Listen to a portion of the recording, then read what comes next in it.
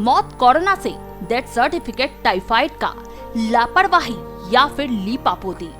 Corona संक्रमण की रफ्तार भले ही मंद पड़ी हो, लेकिन अभी भी मौतों का सिलसिला थमने का नाम नहीं ले रहा है। अब मौतें तो ज्यादा हो ही रही हैं, पर अब बड़े स्तर पर उन्हें छिपाने की भी कवायद देखने को मिल रही है।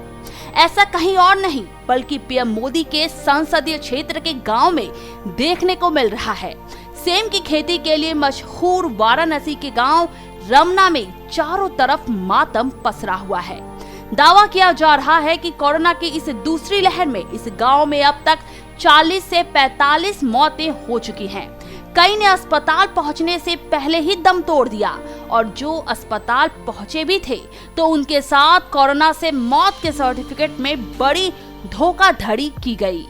क्या हो अगर लाख दावों के बावजूद और जांच रिपोर्ट में कोरोना दिखने के बाद भी मृतक के डेथ सर्टिफिकेट में कोरोना का जिक्र ना हो। इसी धांधलेबाजी के चलते मौतों की संख्या शमशानों पर तो कई ज्यादा, मगर सरकारी दस्तावेजों में कम नजर आ रही है।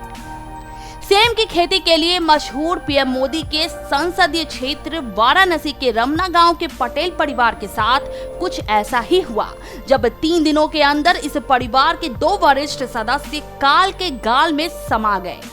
सबसे पहले 50 वर्षीय रामरथी सिंह की मौत नजदीक ही एक निजी अस्पताल में 27 अप्रैल को हुई। एंटीजन टेस्ट में रामरथी की रिपोर्ट भी पॉजिटिव पाई गई थी, लेकिन अभी तक परिवार को कोई डेथ सर्टिफिकेट तक नहीं मिला।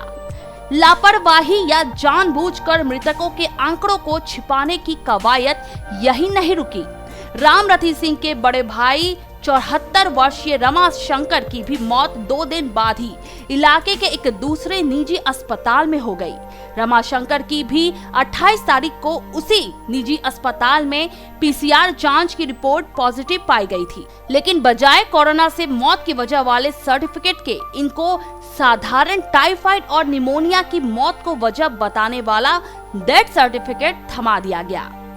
उसी रमना गांव के मल्हिया के आदित्य साहनी की दादी की मौत घर पर ही हो गई, क्योंकि उस वक्त अस्पतालों में मारामारी और ऑक्सीजन को लेकर जद्दोजहद बहुत थी। इसलिए आदित्य और परिवार के लोगों ने दादी का इलाज घर पर ही करवाया। उनके लक्षण भी कोरोना वाले ही थे और वह 5 से 6 दिनों के अंदर ही गुजर गईं। अगर उनकी भी आरटीपीसीआर जांच की जाती तो उनकी भी रिपोर्ट शायद कोरोना पॉजिटिव ही आती, जिस वजह से अब दादी का परिवार भी कोरोना की वजह से हुई मौत का सर्टिफिकेट मिलने से वंचित रह गया। वैसे इस पूरे मुद्दे को लेकर जब वाराणसी के जिलाधिकारी से बात की गई तो उन्होंने इसे प्रशासन की गलती मानने से साफ इनकार कर दिया। लेकिन सबसे बड़ा सवाल ये उठता है कि आरटीपीसीआर जांच में कोरोना पॉजिटिव होने के बाद भी मृतक के डेथ सर्टिफिकेट में मौत की वजह कुछ और क्यों लिखा जा रहा है? ऐसी घटनाओं की जवाबदेही किसकी है? प्रशासन ऐसी घटनाओं की पड़ताल क्यों नहीं करवाता? इस तरह मरने वालों की संख्या हजारों में है। लोग बेबस हैं, लाचार हैं, लेकिन प्रशासन के कानों पर तो जू तक नहीं रेंगता। सीएन राष्ट्र के लिए पूनम शाह की रिपोर्ट।